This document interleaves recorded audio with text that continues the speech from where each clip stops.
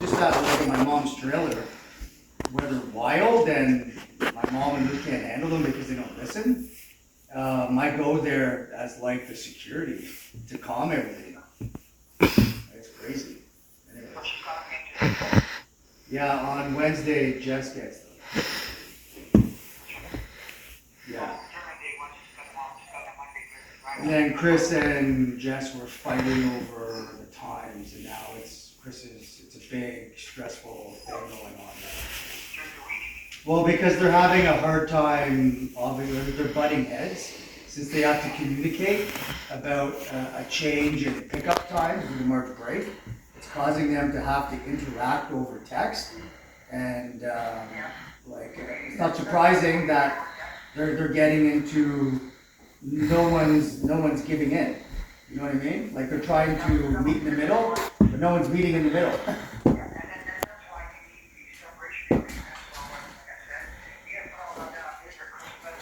Yeah, so you don't have to go through this shit.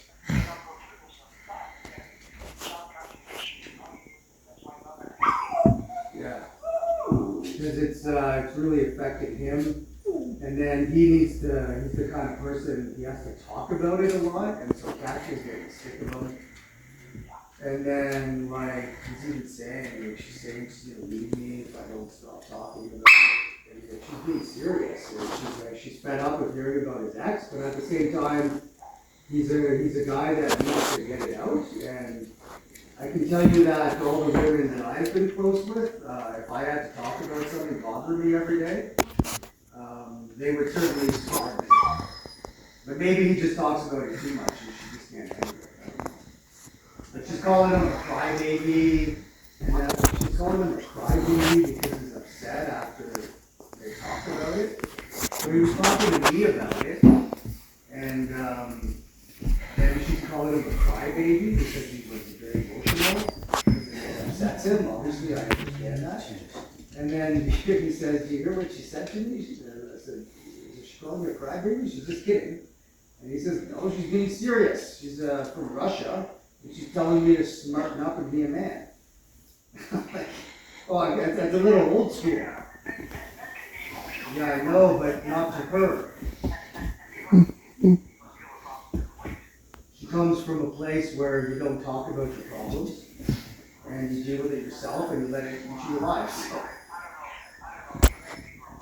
Well, she is, because that's what she does when she's upset a lot. Anyways, and I feel bad for Chris because he needs someone to. No, she doesn't, because she suffers from depression and she's often depressed and just doesn't talk for a day and a half and lies in bed crying. And he said, "I don't know," because she won't talk about it. Then Dima accepts that this is the way his mom is, and to him it's no big deal because he's seen it his whole life. Yeah, it's not fair to Chris, and he explains it listen, you're pushing me away, but I haven't done anything. Yeah, I know. Right. Yeah, and he's not the kind of guy that does well with people that don't want to talk. Yeah, anyways, I'm sure they'll work it out. I'm sure this is a better living situation than being poor in Kendo.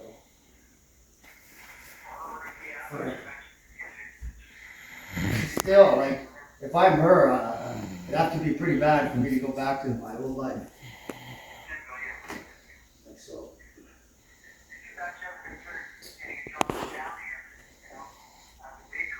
He doesn't want her doing that. Yeah.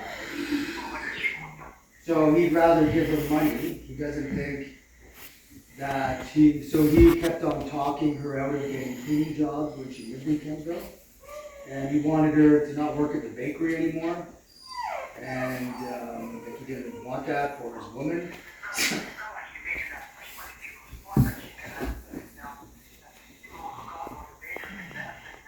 Yeah, I know. So he was just being the controlling man, saying, "I don't want that for my woman," and she was listening anyways, she works with him every day. Did you know that? Yeah, he pays her $25 an hour. Yeah, so That's what she does.